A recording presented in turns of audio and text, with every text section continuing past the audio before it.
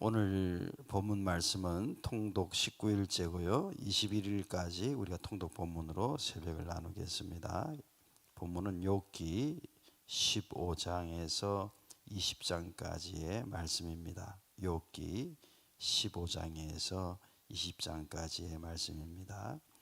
자료 화면을 보시면은 오늘 이 본문은 2차 논쟁에 해당됩니다. 욥과 또 친구들 함께 논쟁하는 두 번째 논쟁의 단락에 들어가 있고요. 2차 논쟁도 여전히 아주 치열하고 또 욥의 고백을 뒤에 들어보면 굉장히 또 짠합니다. 욥이 그 친구들의 말을 듣고 또 마음에 또 상처가 있으니까 또 고립감이 너무 심해져 가지고 또 욥이 하는 이야기를 들어보면 마음이 짠한 내용이 나옵니다. 이게 이제 우리가 누구를 위로할 때, 권면할 때 좀 돌아봐야 될 모습이 아닌가. 상대방을 모르는 상태에 그가 고립감을 갖고 있는데도 이렇게 너무 이렇게 직선적으로 이야기하다 보면 그 상대방이 너무너무 다운이 되겠죠. 욥도 어떻게 보면은 이제 그런 상황 가운데 있는 것 같습니다. 욥기를 읽다 보면은 욥이 한 번쯤 이렇게 너무 좀 욥도 좀 교만히 말하는 거 아니야? 이렇게 보이는 부분들이 있는데 사실 교만하다기보다는 너무 이렇게 지적을 많이 당하다 보니까 한번 불끈하는 거죠. 그런 이제 인간적으로 참 또 이해될 만한 그런 부분도 나오고 또 친구들도 마찬가지예요. 그 사람들도 이제 말씀을 따라 권면하는 건데 늘 이야기 드리지만 욥의 이야기가 다 맞는 것도 아니고 또 그렇다고 친구들의 이야기가 또 다 틀린 건 아니에요. 다 자기 나름대로 믿음의 그 바탕에서 이야기를 하는 것인데 서로의 처지와 입장과 어떤 견해가 다른 그런 이야기들이 여기 막 기록되는 거죠. 그래서 욥기 읽을 때 그래서 그런 면은 이해하시고 좀 다른 것이 다 있어서 무조건 친구들이 말이 다 잘못됐다 이렇게 이야기해도 안 되고요. 또 욥의 말이 무조건 다 맞았다 이야기하기도 곤란해요. 근데 이제 욥기 38장 이후를 보면 하나님이 이제 말씀을 쭉 하시고 욥도 자기의 연약함을 고백하고 또 친구들의 또 그 지적하는 그 문제들에 대해서 너네가 회개하라 또 이렇게 하나님이 정리를 해주세요. 그렇게 이해하시면 되겠고요. 오늘 저는 서론을 욥기 15장 6절에서 11절 본문 사이에서 서론의 내용을 제가 잡게 되었어요. 그 제목을 정한 것이 너의 아는 것이 무엇이기로, 너의 아는 것이 무엇이기로 라는 본문의 내용을 가지고 나누도록 하겠습니다. 욥기 15장 6절에서 11절 중에 우리 한번 7절부터 11절까지를 우리 한번 다 함께 7절부터 11절까지 봉독해 볼까요? 시작. 네가 제일 처음 난 사람이냐? 산들이 있기 전에 네가 출생하였느냐? 하나님의 모의를 네가 들었느냐? 지혜를 홀로 가졌느냐?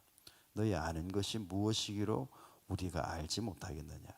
너희 깨달은 것이 무엇이기로 우리에게는 없겠느냐? 우리 중에는 머리가 세기도 하고 연로하기도 하여 내 부친보다 나이 많은 자가 있느니라. 하나님의 위로와 내게 온유하게 하시는 말씀을 내가 어찌 적다 하느냐.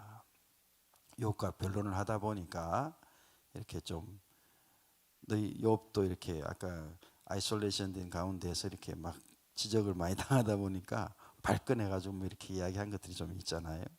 그 이야기를 또 듣더니 오늘 본문에 엘리바스가 이런 이야기를 하는 거죠. 네가 제일 처음 난 사람이냐? 산들이 있기 전에 네가 출생했냐? 네가 다 정말 아느냐? 사실 이 본문은요. 욥기 38장 4절에서 6절에 38장에 하나님이 욥에게 쭉 여러 장을 지어서 이야기하는 장면 나오거든요. 이 내용과 상당히 유사한 면이 있어요. 제가 38장 4절에서 6절을 봉독해 드리면요. 내가 땅에 기초를 놓을 때 네가 어디 있었느냐?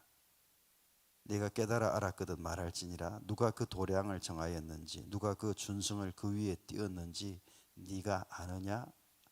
하고 욥에게 이제 책망하는 말씀을 하시거든요. 이 천지를 지을 때 네가 어디 있었냐? 네가 보았느냐? 보지 않고 모른다면 되지. 뭘 그렇게 다 아는 것처럼 말을 쉽게 하느냐. 뭐 이런 취지의 말씀이거든요. 그런데 오늘 본문 15장 7절에도 네가 제일 처음 난 사람이냐? 산들이 있기 전에 네가 출생하였느냐? 네가 하나님의 모의를 네가 들었느냐? 지혜를 홀로 가졌느냐? 이런 공박을 당합니다. 물론 엘리바스의 이야기이긴 하지만 사실 정말 우리가 아는 것은 지극히 제한적인 것이거든요.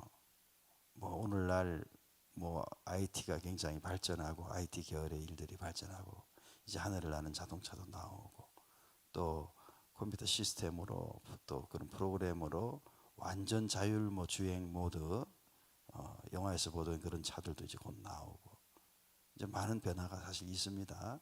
또 코로나 바이러스 때문에 우리 대면을 못한 언택티드, 대면 못한 상태에서 언택티드 된 어떤 여러 가지 과학 기술들도 더 많이 빨리 발전하거든요.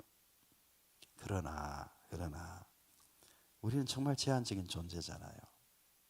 산불만 조금 나도 숨 모셔서 우리가 바깥 출입도 못하는, 하나님이 지축을 한 번만 흔들어 대면은 모든 것이 무너져 내리는, 그렇죠? 지진이 일어나는. 사실 우리는 참 연약한 존재거든요. 그런 일이 세계에서 제일 초강대국이란 미국에서 일어나도 속수무책이거든요.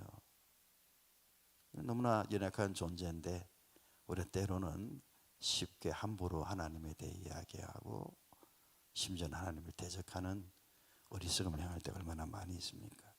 그래서 이 논쟁 중에 있는 이 표현들을 보면서 정말 우리가 아는 것도 없고 우리는 연약한 존재인데 하나님이 함께하지 않으면 인류의 역사라는 건 순식간에 그냥 다 사라질 수 있는 것인데 어떤 유성 하나가 날라 들어와서 이 땅에 딱 이렇게 박히면 그게 수소폭탄의 수백 배 수천 배의 위력을 발휘하잖아요.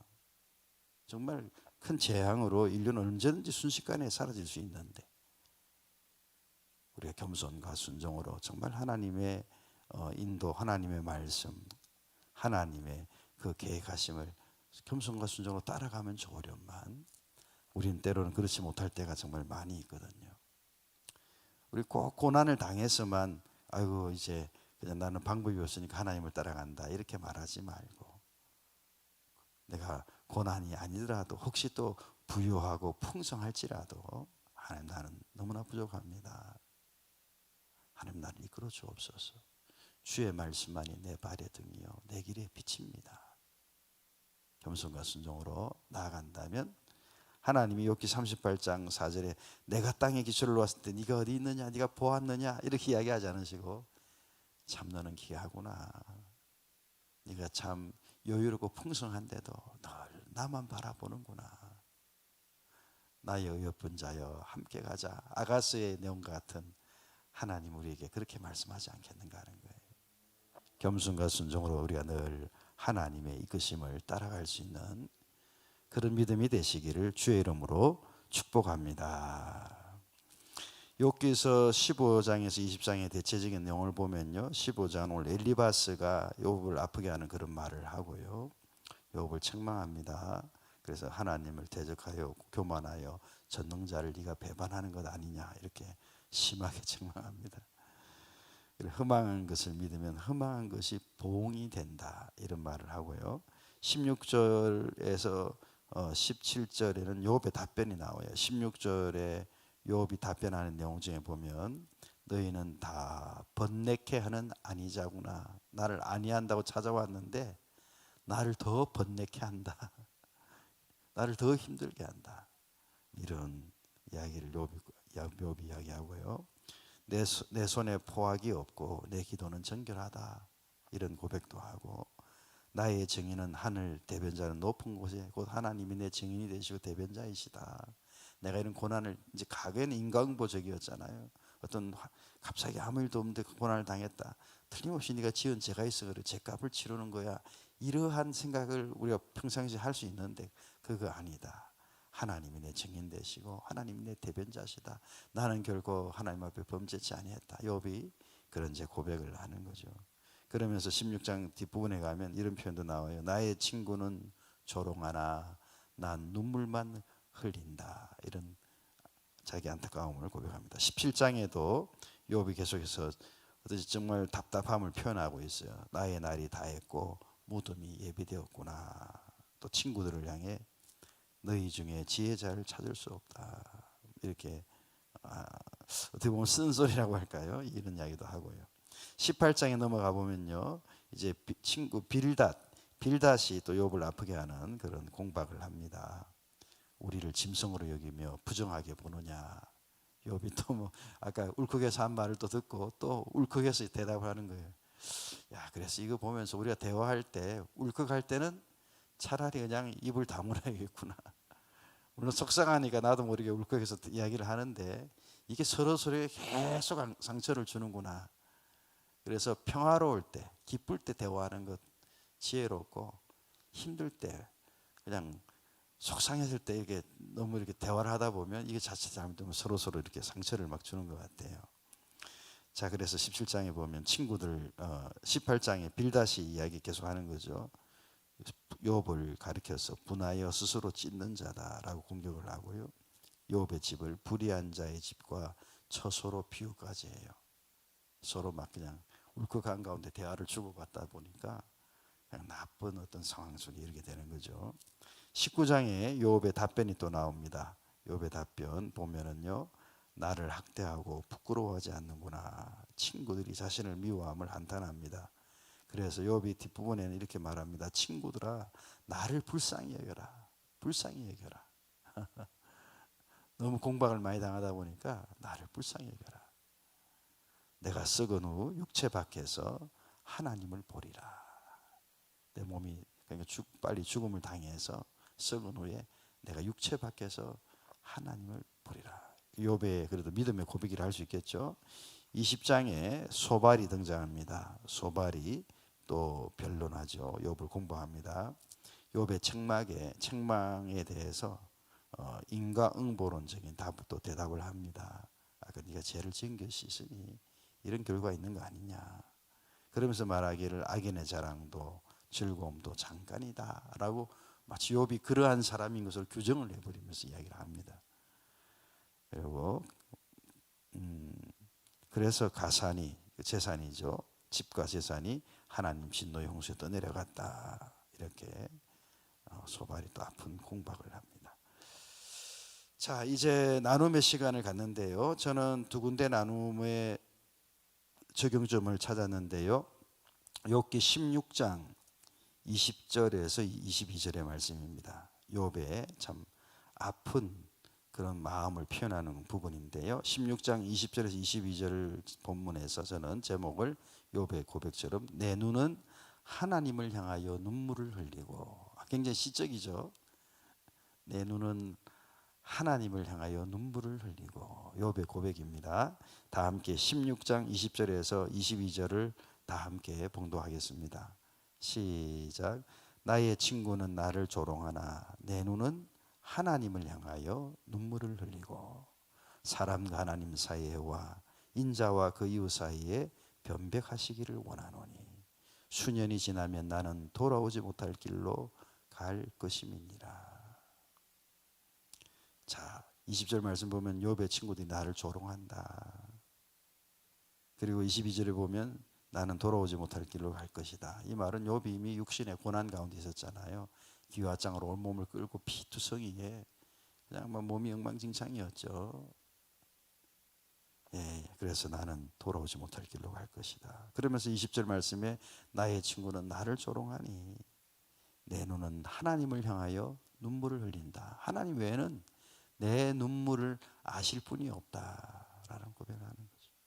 그런데 사실 이것이 우리 인생의 모습입니다. 정말 저는 오래전에 우리 이치균 장로님, 이춘실 권사님 그 소천 예배 참석했을 때 이치균 장로님이 했던 그 마지막에 인사말이랄까요, 그 말을 잊지를 못하겠어요. 이춘실 권사님 마음 투병하다 돌아가셨을 때 이치균 장로님도 열심히 애를 썼겠죠, 그죠? 수고를 했는데 고생을 하셨는데 그때 제일 끝에 청관성 예배 끝에 나와서 말씀하시기를 아내가 아파가지고 밤에 막 그렇게 울부짖으면서 여보 나 좀 살려줘 나 좀 살려줘 하는데 자기는 육신이 너무 지쳐가지고 그냥 잠만 쏟아지더라고요. 그런 말을 했거든요. 그냥 잠이 쏟아져가지고 아내 고통당하는데 어떻게 도와주지도 못하는 그런 사람이었다고 이렇게 고백하는 이야기를 들으면서 이게 뭐 사실 이치균 장로님만의 그런 고백이 아니라 우리도 그런 상황이 오면 그럴 수밖에 없는 연약한 존재잖아요. 너무나 힘들고 어려울 때 정말 우리는 뭐 하나님 외에는 누가 우리 속 사정을 알고 뭐 우리를 돌아보실 수 있겠어요. 다 아무리 가족일지라도 한계가 있거든요. 한계가. 예. 그래서 오늘 욥이 극도의 비참한 상황 속에, 낙심 속에 그가 하나님을 향하여, 내 눈은 하나님을 향하여 눈물을 흘린다, 이 표현이 정말 우리 마음에 꼭 간직해서 우리도 혹시 그런 상황에 이르게 되었을 때 하나님, 내 눈은 하나님을 향하여 눈물을 흘립니다 하는 그 고백을 할 수만 있다면 이것도 참 믿음의 복이 아닌가. 그렇죠? 믿음의 복이 없는 사람은 그런 순간에 도달해도 이렇게 내 눈은 하나님을 향하여 눈물을 흘립니다 이런 표현조차도 할 수 없잖아요. 기도조차 할 수 없잖아요. 고난의 시간에 우리는 무엇을 바라봅니까?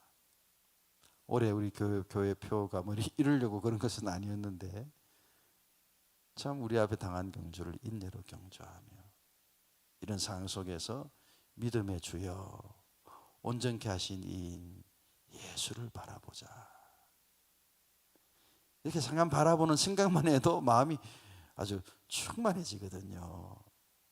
혹시 낙심되고 어려운 가운데 있는 분들, 또 답답하다 여기시는 분들, 신앙의 기본을 탄탄히 하시면 돼요.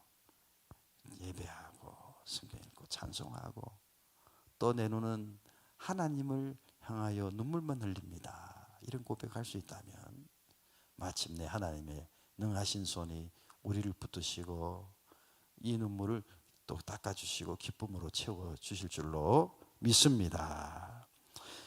두 번째 나누고자 하는 본문은 욥기 19장에 있는 말씀이에요. 욥기 19장 13절에서 22절 내용인데요. 이 본문도 역시 욥의 참 탄식하는 시입니다. 탄식하는 시.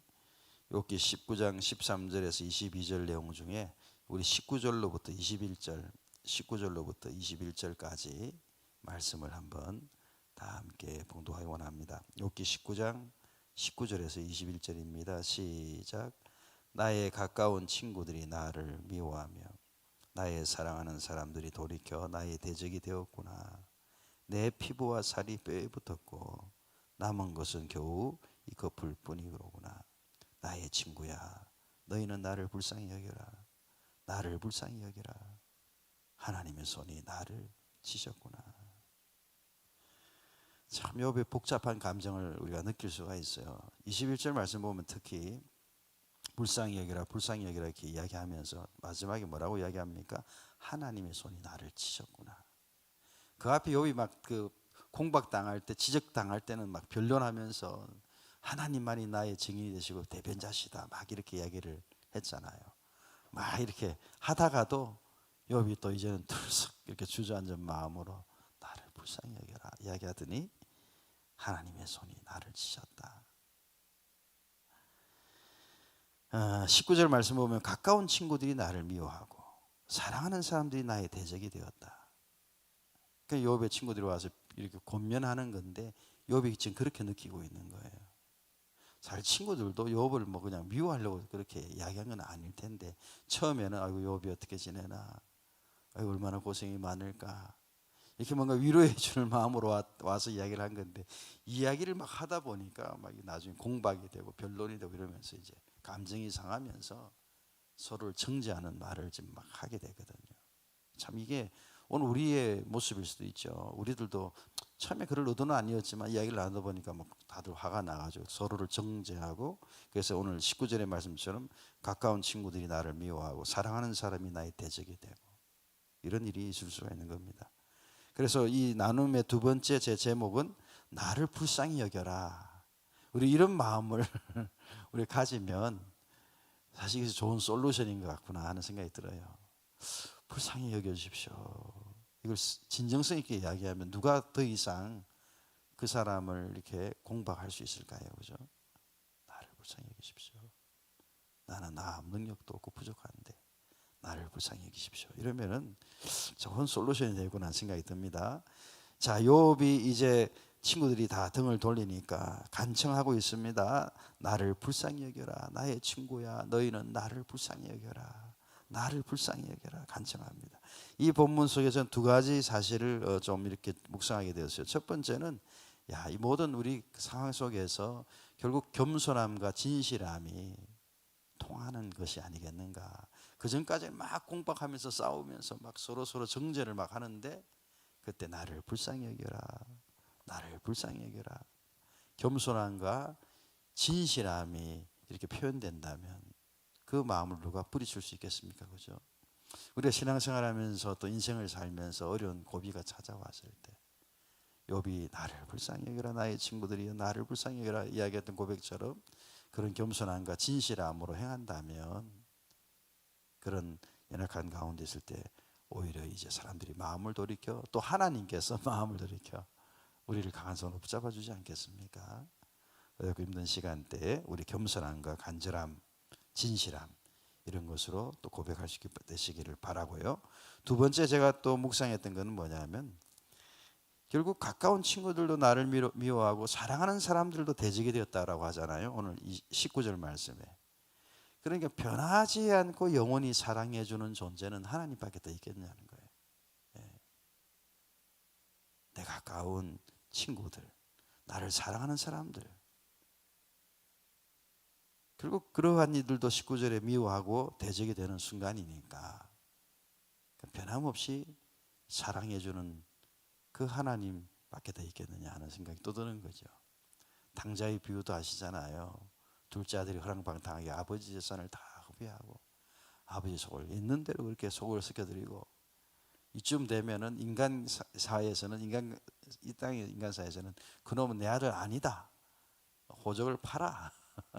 이런 이야기가 나올 만한데 그 아버지는 그 당자가 모든 것을 다 허랑방탕하게 그냥 다 허비하고 난 뒤에 아버지 집으로 거지 모습으로 좀 돌아오는데 목을 내빼고 언제 이 아들이 돌아오나 기다리고 있다가 멀리서 아들이 보일랑말랑 하는데 아들인 줄 알아보고 막 달려가서 그 아들을 와락 끌어안고 그 아들을 그렇게 사랑으로 맞이하잖아요. 너무 사랑으로 맞이하니까 큰아들이 화가 났잖아요. 화가.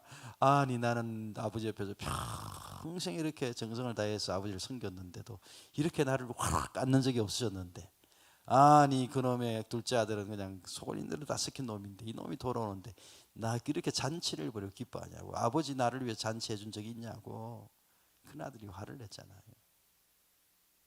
근데 제가 지금 이야기하는 건 뭐냐면 아버지의 마음, 특히 우리 하나님 아버지의 마음이 이렇게 그 변함없는 사랑 돌아오기만 하면 이런 자식 때문에 더 많은 사랑으로 하나님이 우리를 안아주시잖아요.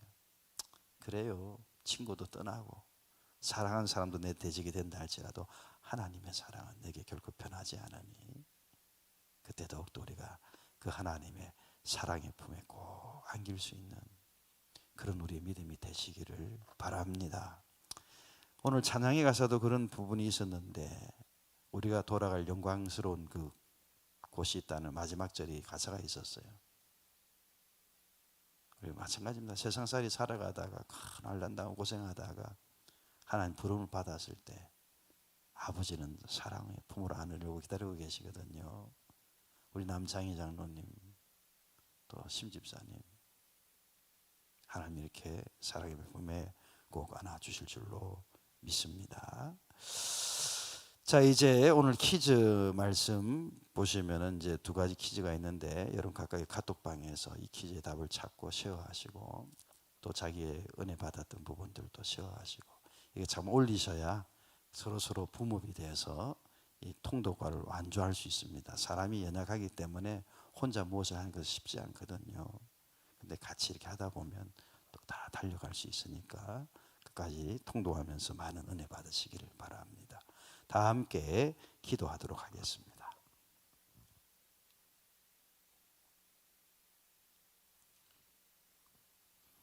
살아계신 하나님, 오늘도 본문을 묵상해 보니 우리가 고난 가운데 환난 가운데 있을 때 누군가는 도와주기를 위해 애를 쓰고 도와지만 그러나 우리 하나님만은 결코 변하지 않고 우리를 영원히 사랑해 주시는 하나님이심을 다시 깨닫습니다. 고난의 시간에 낙심의 시간에 우리 앞에 당한 경주를 인내로 경주하며 믿음의 주요 온전케 하신 이인 예수를 바라보는 우리의 믿음 생활이 되게 하여 주시옵소서. 또한 하나님 인생에 말할 수 없는 고난의 시간에도 마침내 욥을 하나님 마침내 갑절의 복을 주신 것을 기억하면서 우리 성도들도 다시 하나님 사랑 가운데 힘을 내고 다시 씩씩하게 하나님과 동행할 수 있는 그런 믿음 되게 하여 주옵소서. 예수님의 이름으로 축복하오며 간절히 기도합니다. 아멘. 하늘에 계신 우리 아버지여, 이름이 거룩히 여김을 받으시오며 나라 임하옵시며 뜻이 하늘에서 이룬 것 같이 땅에서도 이루어지이다. 오늘날 우리에게 일용할 양식을 주옵시고 우리가 우리에게 죄 지은 자를 사하여 준 것 같이 우리 죄를 사하여 주옵시고 우리를 시험에 들게 하지 마옵시고 다만 악에서 구하옵소서. 대개 나라와 권세와 영광이 아버지께 영원히 있사옵나이다. 아멘.